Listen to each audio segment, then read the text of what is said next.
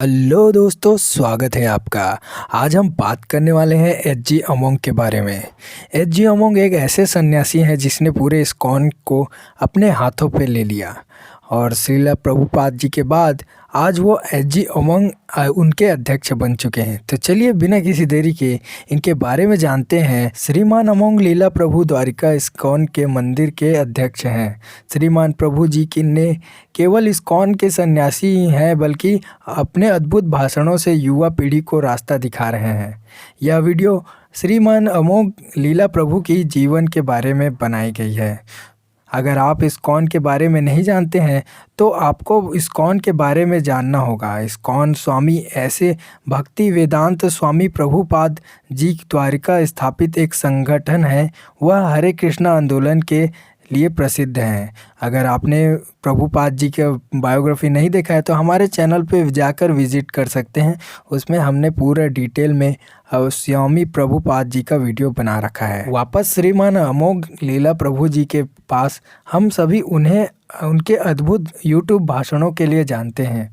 उनकी वाणी उत्तम है और वे श्री कृष्ण भक्त हैं। स्वामी अमोंग लीला प्रभु जी का वास्तविक नाम और जन्म आशीष अरोड़ा था। आशीष अरोड़ा मूल रूप से पंजाब कलाकार हैं और वह जन्मे हैं। जैसा कि मैंने पहले बताया कि प्रभु जी पंजाब परिवार से थे और उनके पिता पहले रॉ ऑफिसर थे और अब वो रॉ ऑफिसर से रिटायर हो चुके हैं। फ़िलहाल दिल्ली में रह रहे हैं।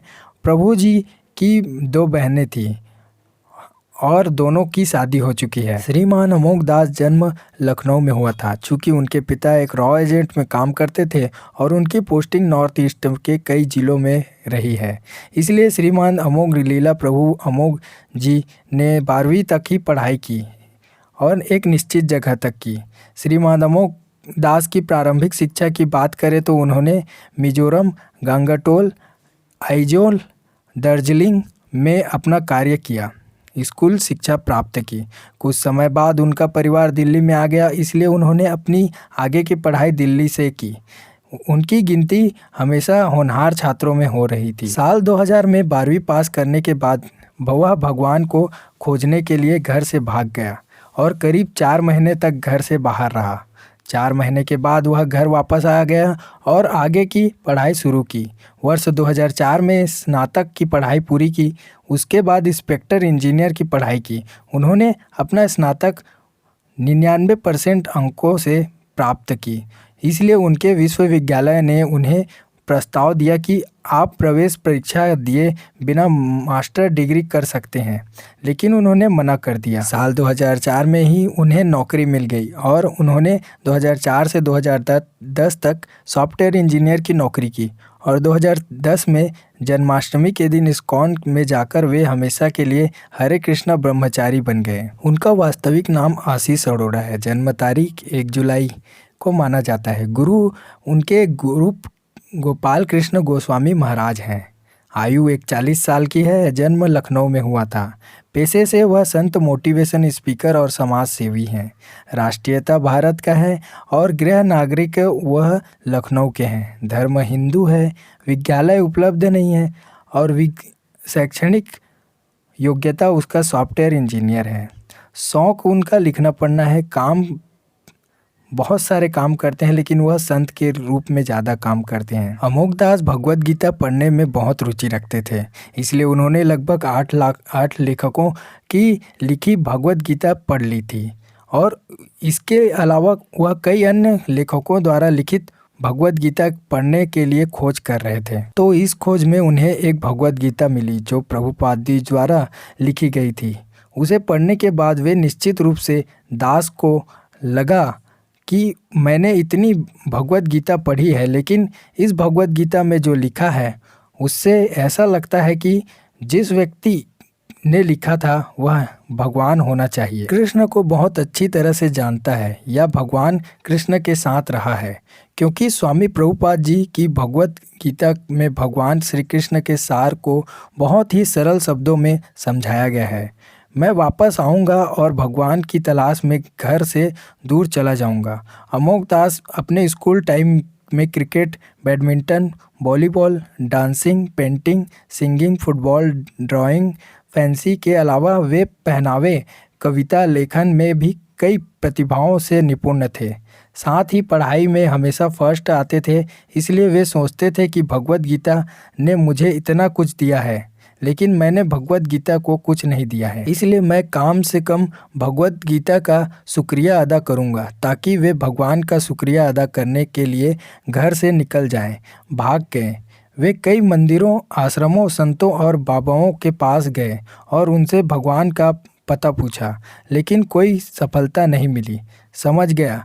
फिर अचानक उन्होंने देखा कि मैंने प्रभुपाद की भगवद गीता में बहुत अच्छी बातें लिखी हैं, तो इसलिए वह चले गए इस्कॉन में। अगर यह एक अंतर्राष्ट्रीय संगठन है तो वहाँ इतना भ्रष्टाचार और धोखा नहीं होगा। शायद भगवान वहाँ मिल जाएं। जाना इसलिए अमोघ कैलाश द्वारिका इस्कॉन मंदिर के पूर्व में अमोघ लीला पहुँचे, जहाँ वे 3 महीने तक ब्रह्मचारी रहे और उनके मन में भगवान के प्रति जो भी प्रश्न थे उन्हें वहाँ भी सभी प्रश्नों के उत्तर मिल गए और उन्हें पूर्ण संतोष हो गया कि कृष्ण की साक्षात भगवान है। 3 महीने के बाद अमोघ लीला ने संतों से कहा कि वह घर से भाग गया है। तब इस्कॉन के संतों ने कहा कि आपने गलत किया है, आपको अपने माता पिता को बताना चाहिए। तब उनके माता पिता इस्कॉन मंदिर आए और वहां से अमोघ लीला प्रभु जी इसे घर ले गए। उन्होंने अपनी आगे की पढ़ाई शुरू की। इस तरह वह इस्कॉन मंदिर के संपर्क में आए। वर्ष 2010 में अमोघ लीला कृष्ण जन्माष्टमी के दिन इस्कॉन मंदिर में आए और फिर से ब्रह्मचारी बन गए, जहां वे 3 साल तक रहे और साल 2013 में द्वारका इस्कॉन मंदिर आ गए। तब से लेकर आज तक वह स्वामी प्रभुपाद जी वहां अपनी सेवाएं दे रहे हैं और वर्तमान में द्वारिका इस्कॉन अध्यक्ष बन गए हैं। जब अमोघ ने श्रीला प्रभुपाद जी की भागवत पढ़ी तो उनके मन में यह विचार आया कि यदि भविष्य में कभी उनसे भेंट हुई तो मैं उनसे दीक्षा लूँगा। लेकिन अमोघ लीला की आध्यात्मिक यात्रा शुरू होने से पहले श्रीला प्रभुपाद जी ने शरीर छोड़ दिया। इसलिए वर्ष 2006 में अमोघ दास ईस्ट ऑफ कैलाश में परम पूज्य गोपाल कृष्ण गोस्वामी जी महाराज से मिले और उनसे दीक्षा ली और उनके शिष्य बन गए। तो दोस्तों, अमोघ महाराज जी की ये बायोग्राफी आपको कैसी लगी? उम्मीद है आपको कुछ न कुछ सीखने को मिला होगा। और भक्ति में यह वीडियो आपको कैसा लगा हमें कमेंट करके ज़रूर बताइए। और कृष्ण भक्ति में आप डूबना चाहते हैं तो हमारे चैनल को सब्सक्राइब कीजिए और लाइक कीजिए ऐसे बायोग्राफी को जिसने संत से लेकर अपने पूरे जीवन को कृष्ण भक्ति में लगा दिया। और कमेंट में ज़रूर जय श्री कृष्णा लिखना, ताकि हमें पता चल सके कि आप भी भगवान के भक्ति में रस में डूबना चाहते हैं। तो मिलते हैं ऐसे नेक्स्ट जीवन में। आज के लिए धन्यवाद।